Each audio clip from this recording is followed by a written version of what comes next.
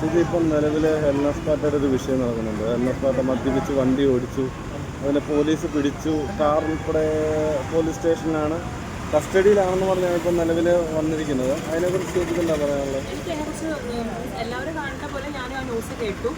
എനിക്ക് പറയാനുള്ളത് വളരെ നല്ല രീതിയിൽ ഞാൻ എൻ്റെ ഇൻസ്റ്റാഗ്രാം പേജിൽ ഷെയർ ചെയ്തിട്ടുണ്ട്. അത്രയേ ഉള്ളൂ എനിക്ക് പറയാൻ, വേറെ എന്താ പറയേണ്ടത്. പിന്നെ ഇന്നലെ ഒരു സ്റ്റേറ്റ്മെൻറ്റ് വന്നിട്ടുണ്ടായിരുന്നു. ഹെൽനസ് പാട്ട ഇങ്ങനെ പറയുന്നുണ്ടായിരുന്നു, ആളുകൾ കൂടി നിന്നതുകൊണ്ടാണ് വണ്ടി നിർത്താതെ പോയത്, പിന്നീട് വീട്ടിൽ വെച്ച് ഞാൻ പോലീസ് വന്നപ്പോൾ സത്യം പറഞ്ഞു എന്ന് പറഞ്ഞൊരു സ്റ്റേറ്റ്മെൻറ്റും പറഞ്ഞിട്ടുണ്ടായിരുന്നു. ഇപ്പോൾ സോഷ്യൽ മീഡിയയിലുണ്ടല്ലേ, സോഷ്യൽ മീഡിയ ഇൻഫ്ലുവൻസർ ആയതുകൊണ്ട് ആക്സിഡൻറ്റ് സ്പോട്ടിൽ നിന്ന് കഴിഞ്ഞാൽ ആൾക്കാർ കൂടും എന്നൊരു കാരണം കൊണ്ടാണ് വണ്ടി നിർത്താത്തത് എന്നാണ് പറഞ്ഞത്. ഇപ്പോൾ ഈ സോഷ്യൽ മീഡിയ ഇൻഫ്ലുവൻസേഴ്സ് ഇങ്ങനെ ചെയ്യുന്നത് ഒരു തെറ്റായ ഒരു ഇതല്ലേ? സോഷ്യൽ മീഡിയ ഇൻഫ്ലുവൻസേഴ്സ് അല്ല, ആരും ചെയ്ത് അത്രയേ ഉള്ളൂ.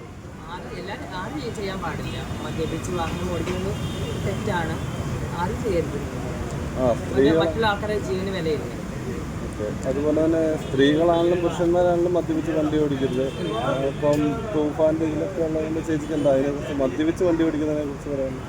അങ്ങനെയല്ല, മൊത്തത്തിൽ നമ്മൾ ഇപ്പോൾ തൂഫാൻ വന്ന് വളരെ നല്ല കാര്യമാണ്. മൊത്തത്തിൽ നമ്മൾ ഇതല്ല ലഹരി എന്ന് പറയും. ഞാൻ പറയുമ്പോൾ നമ്മൾ നല്ല ബുക്സ് വായിക്കുക, നല്ല യാത്രകൾ ചെയ്യുക, നല്ല ഫുഡുകൾ കഴിക്കുക, കുറേ ക്രിയേറ്റീവ് ആയിട്ടുള്ള കാര്യങ്ങൾ ചെയ്യുക, നമ്മുടെ ശരീരം നോക്കുക, അതൊക്കെയാണ് ഏറ്റവും നല്ല ലഹരി എന്നാണ് എനിക്ക് ഫീൽ ചെയ്തിട്ടുള്ളത്. പിന്നെ അതുപോലെ തന്നെ ഈ ഒരു വിഷയം വന്നപ്പോൾ ചേച്ചി നേരത്തെ ഡാൻസ് കളിച്ചൊരു വിഷയം വെച്ചിട്ട് ജാസി ഇപ്പോൾ പടക്കം പൊട്ടിച്ച് ആഘോഷിക്കുകയാണ് അങ്ങനെ പറഞ്ഞ് എനിക്ക് അങ്ങനെ കുറേ മെൻഷൻസ് കണ്ടു. പൊന്നുസാക്കി കളിച്ചൂടെ, അതിൻ്റെ ആവശ്യമില്ല. ഞാനൊരിക്കലും ആ കുട്ടി എന്നെ പറഞ്ഞ പോലെ എനിക്ക് അങ്ങനെ പ്രതികരിക്കണമെന്ന് താല്പര്യമില്ല. കാരണം എനിക്ക് എൻ്റേതായിട്ടുള്ളൊരു നിലപാടുണ്ട്, അത്ര മാത്രമേ ഞാൻ പറയുള്ളൂ. എനിക്ക് അതിൻ്റെ അപ്പുറത്തേക്ക് എനിക്ക് പടക്കം പൊട്ടിക്കണമെന്നോ പൊന്നുസാക്കി കളിക്കണമെന്നോ ആവശ്യം വരുന്നില്ല. എനിക്ക് പറയുന്നത് വളരെ ക്ലീൻ ആൻഡ് ക്ലിയർ ആയിട്ട് ഞാൻ ഓൾറെഡി എൻ്റെ ഇൻസ്റ്റാഗ്രാമിൽ പറഞ്ഞിട്ടുണ്ടായിരുന്നു. പിന്നെ ഒരുപാട് പേര് എന്നെ വിളിച്ച് എന്നോട് പറഞ്ഞു, ജാസി വീഡിയോ ചെയ്യേണ്ടായിരുന്നു, ജാസിക്ക് വിട്ടാൽ മതിയായിരുന്നു. കുറേ ആൾക്കാർ വിളിച്ചു ജാസി എന്തായാലും വീഡിയോ ചെയ്യണം എന്നൊക്കെ പറഞ്ഞിട്ടുണ്ടായിരുന്നു. അപ്പോൾ ഞാൻ കുറേ ആലോചിച്ചു.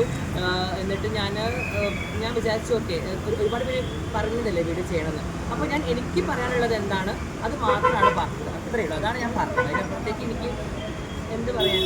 ഇപ്പോൾ ഈ ഹെൽനോസ് പാത്ത എന്ന് പറഞ്ഞ ഇൻഫ്ലുവൻസർ ജാസിക്കെതിരെ ഒരുപാട് വീഡിയോസ് ചെയ്യുകയും സംസാരിക്കുകയും ചെയ്തിട്ടുള്ളത്. അപ്പോൾ അവർ ഇങ്ങനെ തെറ്റായ രീതിയിൽ ചെയ്യുമ്പോൾ അത് കർമ്മയാണ്, ഇല്ലെങ്കിൽ ജാസിയോട് പറഞ്ഞതിന് പകരം കിട്ടിയതാണെന്നൊക്കെയാണ് സോഷ്യൽ മീഡിയ പലരും പറയുന്നത്. അങ്ങനെ ഒരാളും അങ്ങനെ ചെയ്തിട്ടില്ല. പിന്നെ ഞാൻ കർമ്മയിൽ വിശ്വസിക്കുന്ന ആളാണ്. അത് നാളെ ഞാനും ഒരാൾക്ക് എന്തെങ്കിലും ചെയ്തിട്ടുണ്ടെന്നുണ്ടെങ്കിൽ തീർച്ചയായിട്ടും അത് എനിക്ക് ആ ബൂമറാങ് പോലെ കറങ്ങി എനിക്ക് കിട്ടും. അത് ഞാൻ നന്നായിട്ട് വിശ്വസിക്കുന്നുണ്ട്. അല്ലാണ്ട് ഞാൻ പ്രാപിയതുകൊണ്ട് അല്ലെങ്കിൽ എന്നെ പറഞ്ഞതുകൊണ്ടോ അങ്ങനെയൊന്നും വിശ്വസിക്കില്ല. ഇപ്പോൾ സോഷ്യൽ മീഡിയയിൽ ഇത്രയും ഹെൽനോസ് പാത്ത നേർക്ക് നേരെ തന്നെ മുട്ടുന്ന കുറേ വിവാദങ്ങളൊക്കെ ഉണ്ടായിരുന്നല്ലോ. അപ്പോഴൊക്കെ ശ്രദ്ധിച്ചിരുന്നോ, എപ്പോഴെങ്കിലും ആഗ്രഹിച്ചിരുന്നോ ഓക്കെ ഹെൽനോസ് പാത്തയ്ക്ക് ഒരു കൊട്ട് കിട്ടണം, അല്ലെങ്കിൽ ഒരിക്കലും അങ്ങനെയൊന്നും ഞാൻ ഒരിക്കലും ആഗ്രഹിച്ചിട്ടില്ല. ഞാൻ അങ്ങനെ മനസ്സിലൊന്നും വിചാരിച്ചിട്ടില്ല.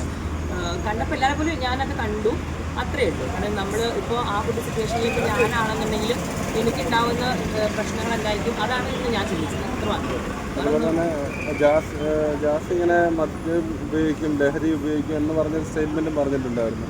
അപ്പോൾ ഞാൻ എനിക്ക് സ്റ്റോറി വരുന്നത് എനിക്കല്ല കുട്ടിക്ക് എന്നോട് എന്തിനാണ് ഇങ്ങനെ വലിയൊരു ഉദ്ദേശം എന്നുള്ളത് എനിക്കറിയില്ല. എനിക്ക് ലഹരി ഉണ്ട്, പക്ഷേ എൻ്റെ ലഹരി നല്ല സ്ഥലങ്ങളിൽ പോവുക, നല്ല ഫുഡ് കഴിക്കുക, നല്ല ബുക്സുകൾ വായിക്കുക, നന്നായിട്ട് അണിഞ്ഞൊരുങ്ങുക, നല്ല സുന്ദരമായിട്ട് എല്ലായിടത്തും പോവുക, ഇതൊക്കെയാണ് എൻ്റെ ലഹരി. അതുകൊണ്ട് തന്നെ കിച്ചുവിനെ രേണുചേച്ചിയെ കാണാൻ പോയിരുന്നോ? ഞാൻ കാണാൻ പോയിട്ടില്ല. ചേച്ചിനെ ഞാൻ വിളിക്കാറുണ്ട്, ഞാൻ വിളിച്ചിട്ടുണ്ടായിരുന്നു, വീഡിയോ കോൾ സംസാരിക്കാറുണ്ട്, അത്രേ ഉള്ളൂ. കാണാൻ പോകാൻ എനിക്ക് എന്തോ അത് മനസ്സോട് കിച്ചുവും രേണുസുതിയായിട്ടുള്ള വിഷയം കണ്ടിട്ടുണ്ടായിരുന്നു. എന്തൊക്കെ ആയാലും കിച്ചു ഇപ്പോൾ കാണിക്കുന്നത് എന്തോ അത് വേണ്ട എന്ന് തോന്നും. കാരണം ആളൊരു അസുഖം പിടിച്ച് കിടക്കുകയാണ്.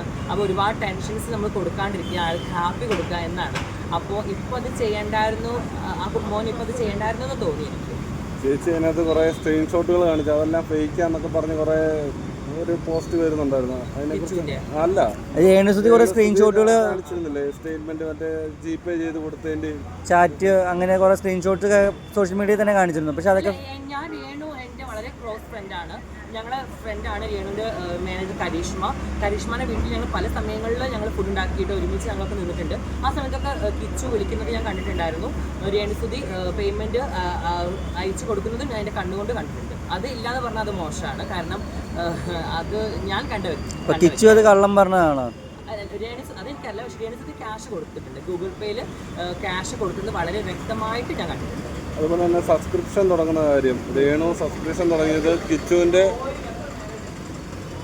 കിച്ചുവിൻ്റെ അനുവാദങ്ങൾ കൂടിയിട്ടാണെന്നാണ് രേണു ചേച്ചി പറയുന്നത്. പക്ഷേ കിച്ചു പറയുന്നത് നേരത്തെ പറഞ്ഞിട്ടുണ്ടായിരുന്നു ഋതപ്പന് ഒരു പ്രശ്നം ഉണ്ടാകും, അതുകൊണ്ടത് വേണ്ട എന്നൊക്കെ പറഞ്ഞ് മെസ്സേജ് പറഞ്ഞിട്ടുണ്ടായിരുന്നു എന്നൊക്കെ പറഞ്ഞു.